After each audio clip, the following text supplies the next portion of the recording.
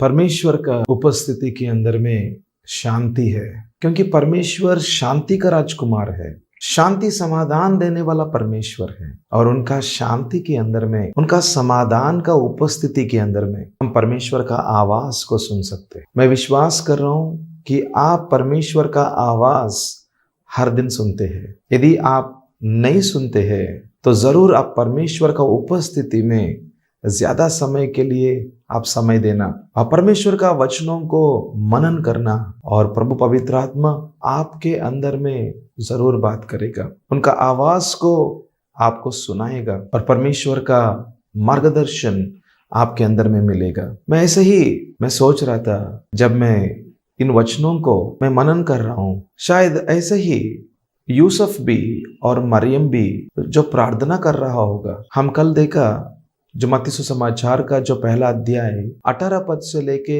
हम 25 पद तक हम कल देखा, जिसके अंदर में हम यूसुफ के बारे में हम ज्यादा बात किया। यूसुफ एक धर्मी व्यक्ति है जो परमेश्वर का अधीन का जीवन है और परमेश्वर का वचन के अनुसार में चलने वाला एक व्यक्ति है। हम आज भी हम बहुत मूल्य कुछ पाठों को हम सीखने के लिए जा रहे हैं। इस यूसुफ और मरियम का जो परिवार के अंदर से हम निकालेंगे मत्ती सुसमाचार 2 अध्याय 19वां पद से लेके हम 23 पद तक हम देखने के लिए जा रहे हैं। हेरोदेस के मरने के बाद देखो, प्रभु के दूत ने मिस्र में यूसुफ को स्वप्न में दिखाई देकर कहा। देखना, यहाँ पर यूसुफ और मरियम, उनके हाथों में जो छोटा बालक जो यीशु है, मिस्र देश के अंदर में रह रहा है। वो कम से कम 6 साल हो चुका है। 6 साल से यह परिवार वहां पर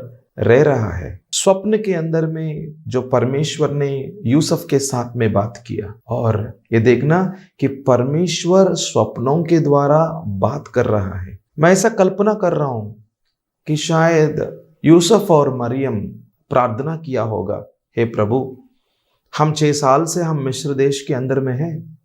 अभी हमको क्या करना है प्रभु? आगे में हमको कहाँ पे जाना है प्रभु? हमारा घर की तरफ में जाना है क्या प्रभु? हमको बता दे प्रभु।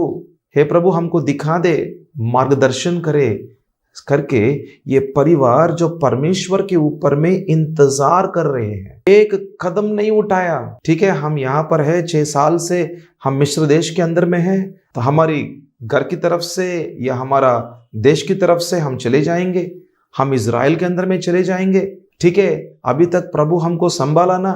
ठीक है, हम निकलेंगे, हमारा देश जो इज़राइल के अंदर में चले जाएंगे। नहीं, जब तक परमेश्वर बात नहीं करेगा तब तक हम यहां से एक कदम भी नहीं उठाएंगे। देखना कि कैसे जो यूसुफ और मरियम जो प्रभु के ऊपर में आधार है, तो उनको मालूम है कि अभी तक प्रभु ने संभाला, अभी तक प्रभु ने हमको अगुवाई किया, ये सब काम प्रभु ने किया, आश्चर्य काम प्रभु ने किया, हमको यहां तक प्रभु ने लेकर आया, आगे भी प्रभु ही हमको लेकर जाएगा। देखना, ये परिवार कैसे प्रभु के ऊपर में आधार है। इसका मतलब ये परिवार के ऊपर में जो प्रभु का प्रभुता है, इस परिवार के ऊपर में जो प्रभु का प्रभुत्व चल रहा है, कि जो इच्छा जो स्वर्ग में प्रभु के अंदर में है, वो ही इच्छा इस परिवार के अंदर में होगा। और ये परिवार भी ऐसे ही प्रभु के ऊपर में आधार है। और एक रात में ऐसा हुआ कि स्वप्न के अंदर में जो परमेश्वर ने यूसुफ के साथ में बात किया, उनको दर्शन दिखाया कि स्वप्नों के द्वारा जो परमेश्वर यूसुफ के साथ में बात किया। तो यहाँ पे हमको एक और विषय हमको सीखने के लिए मिल रहा है कि परमेश्वर बात करेगा। जो व्यक्ति जो परमेश्वर के ऊपर में आधार होकर, जो परिवार जो परमेश्वर के ऊपर में इंतजार करते हैं, उनके अंदर में परमेश्वर बात करेगा। उस परिवार के साथ में परमेश्वर बात करेगा।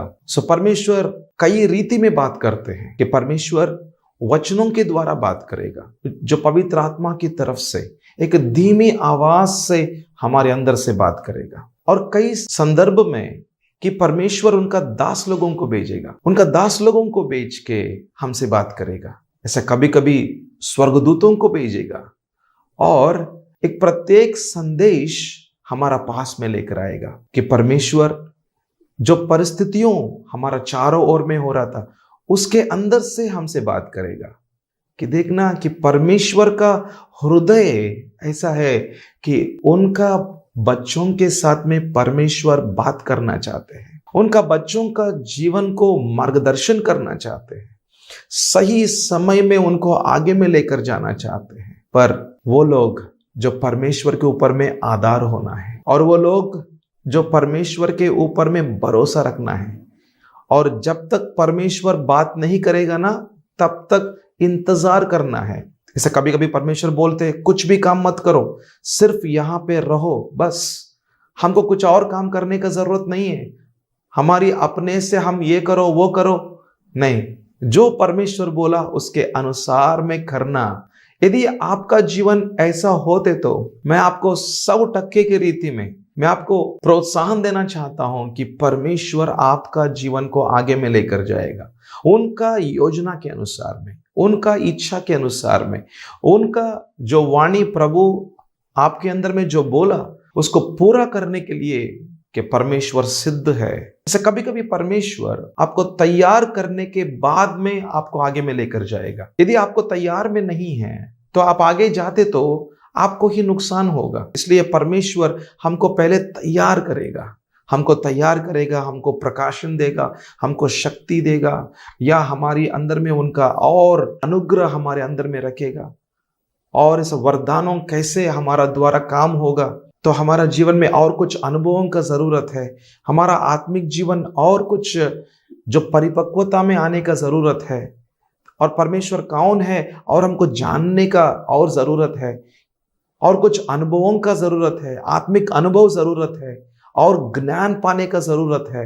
हमको अगला कदम में जाने के लिए हमको और तैयार होने का जरूरत है। जब हम तैयार होते हैं तब परमेश्वर द्वार को खुलाते थे। जब हम तैयार हो रहे हैं और हम सिद्ध हो रहे हैं और परमेश्वर का अनुसार में हम उनके साथ में चलने वाला एक व्यक्ति हो गया, तो परमेश्वर क्या करेगा? द्वार खोलेगा, कुछ स्वप्न दिखाएगा, या परमेश्वर का दास लोगों को हमारी तरफ से भेजेगा ताकि हम उनका योजना के अनुसार में आगे चले। देखना यहाँ पर ऐसा ही हो रहा था। 6 साल से जो यूसुफ और मरियम जो मिस्र देश के अंदर में है, आगे क्या करना है वो तो परमेश्वर के ऊपर में इंतजार कर रहे हैं। और एक रात में देखो कि परमेश्वर स्वप्न के द्वारा उनके अंदर में बात किया। आमीन, हालेलुया। कि हमारा सामने यदि हमको नहीं मालूम क्या करना है, हमको कुछ टेंशन लेने का या कुछ हमको चिंता करने का जरूरत नहीं है। एक रात में, 1 मिनट में, या 1 या 2 मिनट का एक दर्शनों के द्वारा कि परमेश्वर हमारा जीवन के अंदर में हर कंफ्यूजन को, हर अंधेरा का विषयों को निकाल के हमको स्पष्टता के अंदर में लेकर आ सकते हैं। जब परमेश्वर बात करेगा हमको स्पष्टता मिलेगा, हमारी आंखों के सामने स्पष्टता दिखाई देगा, रास्ता खुल जाएगा ताकि हम आगे चले। आमीन, हालेलुया। इसलिए हम परमेश्वर के ऊपर में आधार होना ताकि परमेश्वर का वचन हमारा जीवन के अंदर में काम करे। आमीन। तो हम देख रहा था कि मत्ती सुसमाचार का 2 अध्याय, तो हम 20 का पद को देखेंगे कि उठ, बालक और उसकी माता को लेकर इज़राइल के देश में चला जा, क्योंकि जो बालक के प्राण लेना चाहते थे वे मर गया। देखना यहाँ पर परमेश्वर उनको मार्गदर्शन कर रहा है। क्या करना है? उठ, मतलब अभी तक बैठा है। देखना कि परमेश्वर देख रहा था, देखो आप अभी तक बैठा है, मैं जब तक आपको नहीं बोलता हूं आप तब तक बैठे रहे, अभी उठो। मतलब अभी तक आपने कुछ भी काम नहीं किया, पर आप मेरे शब्दों के लिए आप इंतजार कर रहे हैं। मैं आपके अंदर का हृदयों को देख रहा हूं यूसुफ। मैं जब तक आपको उठने के लिए नहीं बोला आप तो ऐसे ही बैठे रहा, पर अभी मैं आपको बोल रहा हूं उठो। मतलब अभी तक आपने कुछ भी काम नहीं किया, आगे नहीं जाए, आगे नहीं गया, पर मैं अभी बोल रहा हूं आपको उठो, अभी आगे चलने का समय आ गया। तो देखो मतलब परमेश्वर का एक निश्चित समय रहते हैं कि परमेश्वर सब विषयों को देखते हैं, और कौन मर गया, कौन जिंदा है, और आगे में चलते तो क्या क्या आतंक हो सकते हैं, क्या क्या कुछ डेंजर हो सकते हैं, सब विषयों के अनुसार में परमेश्वर यहाँ पर यूसुफ को आगे में लेकर जाने के लिए ये स्वप्न के अंदर में बात कर रहा है कि देखना कि परमेश्वर सब कुछ को देख सकते हैं, आगे को देख सकते हैं, जो पीछे को देख सकते हैं, चारों ओर में देख सकते हैं, सब कुछ को देखकर जो परमेश्वर हमसे बात करते हैं कि कितना अच्छा परमेश्वर है देखना। और परमेश्वर बोल रहा था उठो और बालक को ले लो और तेरे परिवार को ले लो और इज़राइल में जाओ करके बोल रहा था। देखना यहाँ पे इज़राइल के अंदर में कहाँ पे, वो जो सा कौन सा टाउन में या सा कौन सा जगह में या कौन सा गांव में या कौन सा शहर में जाना, ये नहीं बोला परमेश्वर, सिर्फ इज़राइल में जाने के लिए बोला बस, और कुछ विषय आगे में बोलेंगे परमेश्वर। देखना यहाँ पे कि परमेश्वर केवल इज़राइल में जाने के लिए बोला, और कुछ और जगह मतलब इज़राइल में कहाँ पे जाना है वो नहीं बोला। और ये भी बोल रहा था कि जो हेरोदोस, जो राजा, जो मारने के लिए उनका विचार है, वो तो मर गया, और वो राजा है पर वो मर जाते हैं, है ना, वो राजा है पर वो मर गया है। देखना, राजा होते तो भी, उनके पास में कितना धन होते तो भी, कितना प्रसिद्धि होते तो भी, कितना सामर्थ्य होते तो भी, वो कितना शक्ति होते तो भी, एक दिन वो तो मरना ही मरना है। हर लोग मरना है, हर मनुष्य मरना है, क्योंकि जब पाप किया है वो पाप की वजह से आत्मिक मृत्यु आ गया और शारीरिक मृत्यु भी आ गया। पाप का जो पर्यवसान है वो तो मृत्यु है। जब आदम ने पाप किया, उस पाप की वजह से उनका आत्मा के अंदर में मृत्यु आया, उनका शरीर के अंदर में भी मृत्यु आया, और ये मृत्यु हर व्यक्ति का जीवन का अनुभव है। तो ये हमको बोल रहा था कि हर मनुष्य, सारा मानव जाति ने पाप किया और उसका पर्यवसान है, आत्मिक मृत्यु है और शारीरिक मृत्यु है। पर जो लोग यीशु को अपना प्रभु करके स्वीकार करते हैं, उनके लिए दूसरा मृत्यु नहीं है। उनके लिए, उनका जीवन के लिए दूसरा मृत्यु नहीं है। मतलब इस दुनिया के अंदर में मरते हैं पर वो अनंत काल का जीवन उनके अंदर में वो प्राप्त करते हैं। तो ये बड़ी एक सुसमाचार का विषय है, एक अच्छा समाचार है कि यीशु मसीह जीवित परमेश्वर है। आमीन। कि देखना, हम यहाँ पर जो राजा मर गया करके हम देख रहा है कि बाइबल के अंदर में हर एक शब्द के अंदर में बहुत बड़ा विचार रहते हैं, बहुत बड़ा सब प्रकाशन रहते हैं। हम उस प्रकाशनों को हम पाए तो हमको वास्तविक विषयों को हम जानते हैं, सच्चाई का मार्ग क्या है वो हमको समझ में आते हैं। इस दुनिया के अंदर में हमको कितना भी धन होने दो या कुछ दौलत होने दो, प्रसिद्ध नाम होने दो या कुछ सामर्थ्य होने दो या कुछ भी ऐसा शक्ति होने दो, पर एक दिन इस दुनिया को छोड़ने के लिए जा रहे।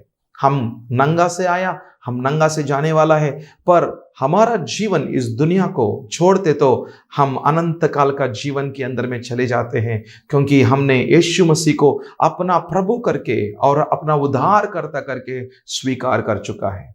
पर हम बात कर रहा है कि कैसे परमेश्वर यूसुफ का जीवन में और मरियम का जीवन में उनका परिवार को कैसे आगे में लेकर जा रहा है और कैसे मार्गदर्शन कर रहा है। कि देखो कि कैसे वो जो यूसुफ, वो तो ऐसा बैठा रहा, पर उनको प्रभु बोल रहा था उठो, अभी समय आ गया, आगे निकलना है, आगे चलना है। तो हम देख रहे हैं कि मत्ती सुसमाचार का 2 अध्याय हम 21 पद को देख रहा है। वह उठा और बालक और उसकी माता को साथ लेकर इज़राइल के देश में आया।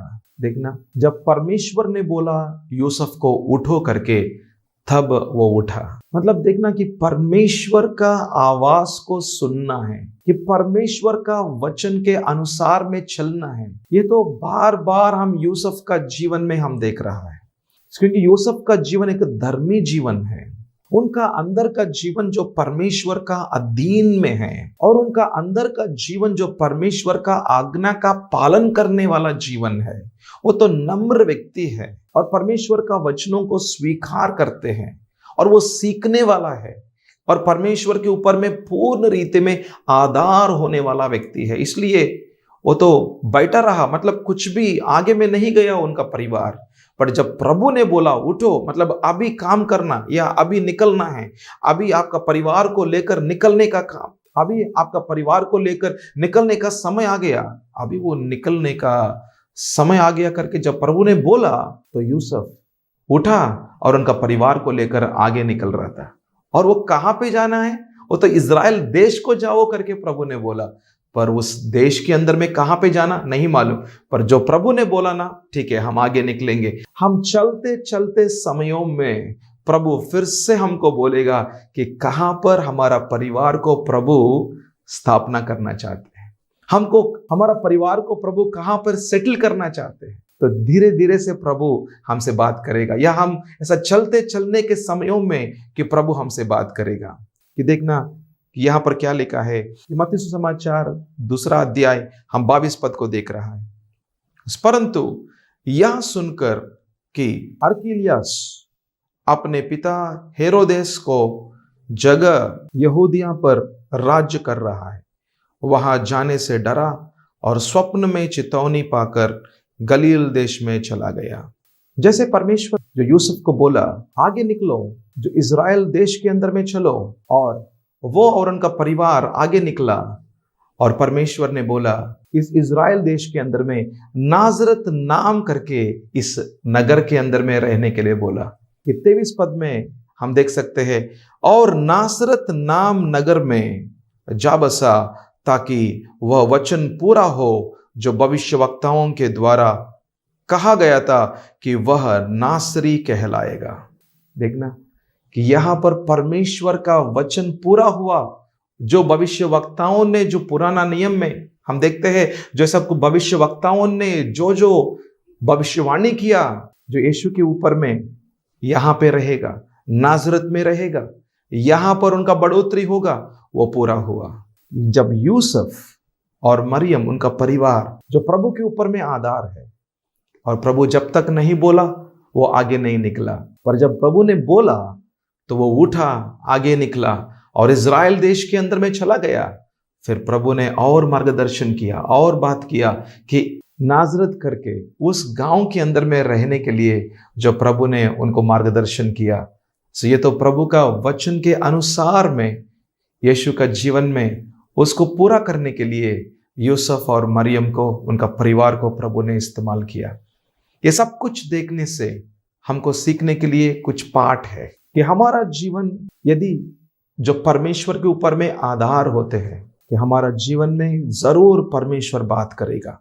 आइए हम प्रार्थना करेंगे। प्रभु यीशु मसीह, आपका वचन के लिए हम धन्यवाद करते हैं। आपका वचन के द्वारा एक परिवार जो यूसुफ और मरियम और उनका परिवार के द्वारा प्रभु जो हम कुछ पाठों को हम सीख रहे हैं, जो कोई आपके ऊपर में इंतजार करते हैं, और जब तक आपका बातें नहीं आएगा हम क्या करें प्रभु, हम नहीं उठ सकते हैं, हम आगे नहीं जा सकते हैं।